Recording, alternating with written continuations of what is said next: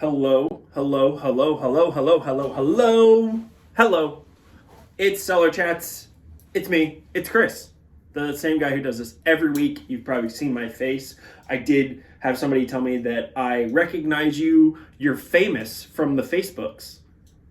Those weren't their exact words, but that's what they said. I don't know how famous I am, but I'm glad that people watch and I'm glad people enjoy it. That's amazing. So this week, it's the end of March. As we watch March come to an end, we're moving into April. It's springtime, and in the world of wine, that means one thing: rosé season is in full swing, and there are so many things to be had. So this week, all rosés. Which, to be honest, earlier this week I was a little concerned. First couple of days of the week, kind of chilly, downright cold, some might say. But it is warming up, and the whole rest of the weekend is looking amazing. So it will be perfect rosé drinking weather. So we are going to go California rosés. Now, most people, when they think rosé, they think Provence, France, which is great. But I think there is a lot to be had elsewhere, and I think people are missing out by not drinking rosé from other places. So we're highlighting everything California. So starting out with a little Angels and Cowboys, their Sonoma County rosé. We're going to roll into a massive favorite of mine, one you don't get a lot of, and in fact, it is completely sold out for the state. So if you find it, snag it. Arnot-Roberts, their California rosé, which is super fun. And then a new wine with a little bit of an interesting, well, it's not really an interesting story, it's more of a common story, but something that isn't always made here. This is Inconnu, their rosé, 100% Merlot, which is really quite rare. And I'll be honest, the wine is delicious, and it is nothing like I thought it was going to be when I saw that it was 100% Merlot, which I think is fun for everyone. So let's get started. Angels and Cowboys. It's a fun little project. You know, it falls under the what they call the Syrah Splash Wine Company. They've got a few brands and labels underneath here, but the Angels and Cowboys, kind of Sonoma based. They do a fair amount of, you know, red blends and things like that. This is really a homage to Provence style rosé. You know, the base of it is Grenache. There's some Cinsault and some Carignan, or I'm not sorry, Syrah, not Cinsault. I don't know why I got those confused. Very wrong. I mean, you can tell, as everyone wants to do, that is an absolute beautiful color. Very, very pale. Everything you look for in classic Provence style rosés, but here coming from California. Because let's not forget that much of California is very Mediterranean-like, much like Provence. So, this wine's done all in stainless steel. It's, wow. The nose is super bright, a little floral, mostly like citrus blossom. You know, I've not had this one. It's the first time I'm tasting it. And honestly, I'm not super familiar with Angels and Cowboys or the Syrah Splash Wine Co. They do have a couple of like Cannonball and some of these other labels that I've seen out and about. But this is kind of like a quintessential California style like company. You know, they've got a handful of labels. They source a lot of their fruit, making some really fun, interesting brands and bottlings that are extremely accessible and very affordable, which who can complain about that?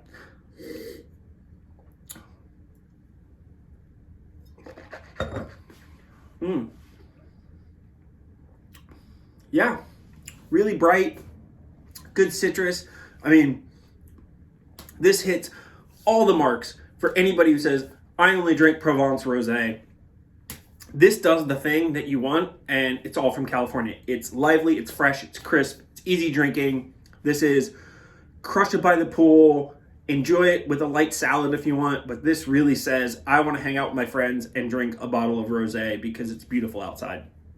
And that's what that wine is all about. And I think that, you know, I don't know the winemakers, I don't know any of them, but my guess is that's what they were going for. And they nailed it right on the head. So, again, that is Angels and Cowboys, Sonoma County. Their rosé, again, mostly Grenache, so very Provence style.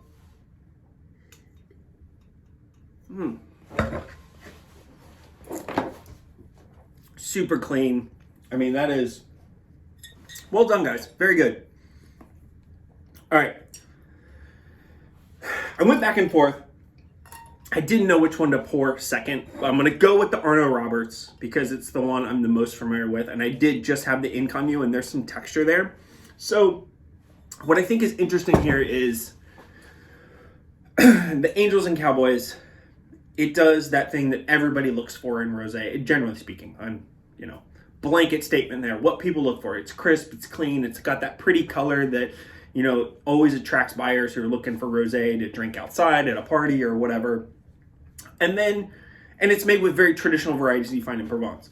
The next two rosés, which I think is a fun conversation to have, are a couple of things. One, the Arnold-Roberts is mostly Touriga Nacional, which is a Portuguese grape variety found throughout the Douro. A little bit of Gamay, some Tinto Cao, and Grenache.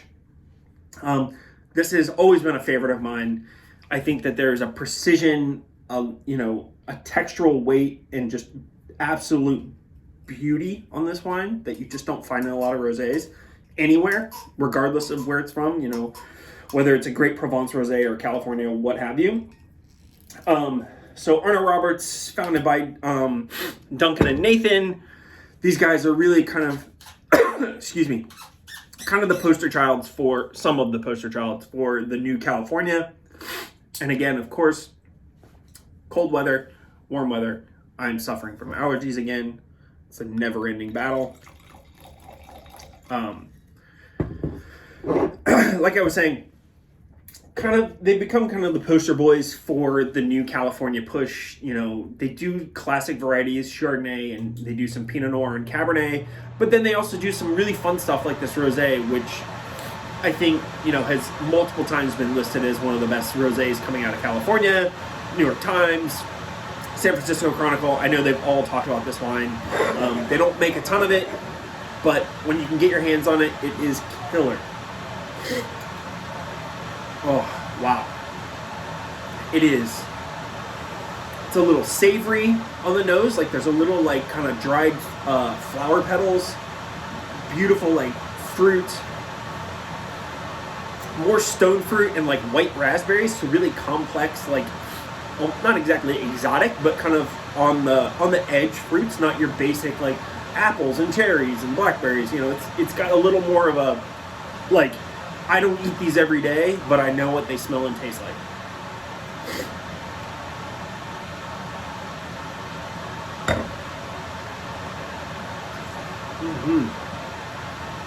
Also, oh yeah, wow. That is, excuse me, beautiful, floral characteristics on the palate. Very subtle stone fruit, kind of almost nectarine, apricot kind of characteristics. Very soft, not an overly impactful flavor, but it's just kind of lingers for a long period of time.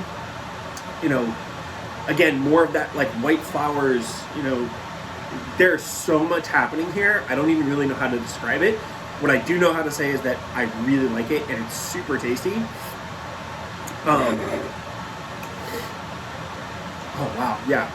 This is spectacular. I had a client who has always really liked this wine. They purchased some. They reached out. Unfortunately, it had sold out. They wanted some more, and they said to me, they're like, "Oh, we tasted it. It might be one of the best they've ever made." I would agree. This one's spectacular. I think it's going to be really good if you can hold off and you get a few bottles. Come out second class, have it on the flights, grab a bottle to take home because you can do that. Because there's not much to go around. You can wait till peak summertime. This wine is going to be singing because it is gorgeous now, but I know it's going to get better.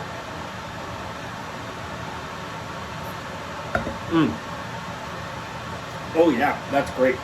Again, Arnold-Roberts, their rosé, California, 2021. All right, and then we're going to go into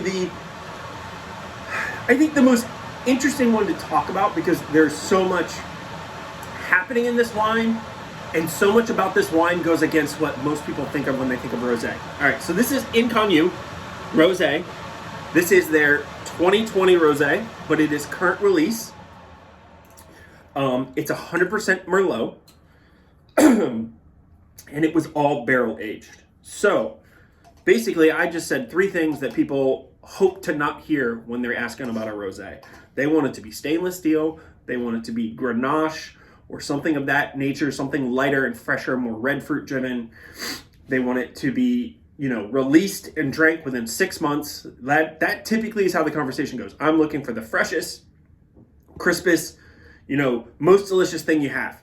This does all of those things, but from a different angle. So Laura Brennan-Bissell, owner, founder of Inconnu, in 2020, like many, many winemakers, had fears about smoke taint with some of her fruit. She makes a wine called Kitsune, which is a really amazing Merlot blend. If you ever see it out, it's got like a little fox on the label. Snag it, it's delicious. But particularly, she had a vineyard in Syrah Foothills that she gets a lot of Merlot from. And unfortunately, that area was pretty heavily affected by the fires. So out of concern of smoke taint, things like that, she pulled the fruit early. She harvested early and thought to herself, I'm going to make a great little rosé, but I'm going to make a rosé that's more structured and serious. So in classic Laura fashion, she harvests it. This is all organically farmed. She brings it in. She does presses the fruit, leaves it on the skins to give it some color, but not too long because, again, we're worried about smoke taint. So it's a very delicate color. Obviously much darker than the first two. To give you an idea, here is the Arnot-Roberts, which is kind of an orange color. This has got a little more depth to it, a little more pinkish hue. But again, we're talking Merlot, a fairly, dark-skinned, very plummy colored wine. So leaves on the skins for a little bit and then natively ferments it and then throws it into barrel for 12 months. So this wine was aged in neutral oak barrels for 12 months. And I can tell you, it is texturally beautiful. It's still fresh and crisp. There's a lingering kind of like finish to this wine. I tasted this literally like yesterday. There's a lingering finish to this wine that I thought was really beautiful. And the nose is equal parts like intriguing and complex in a way that like makes you keep wanting to taste and smell it, which is really fun. Wow. You get a little sense that it's been done in oak. It's got a little bit of that time. It smells like a wine that's had some time with some oxygen. Not like oxidative, but it has a little bit of that like secondary nutty characteristic that you get in wines that have gone into barrel for a period of time.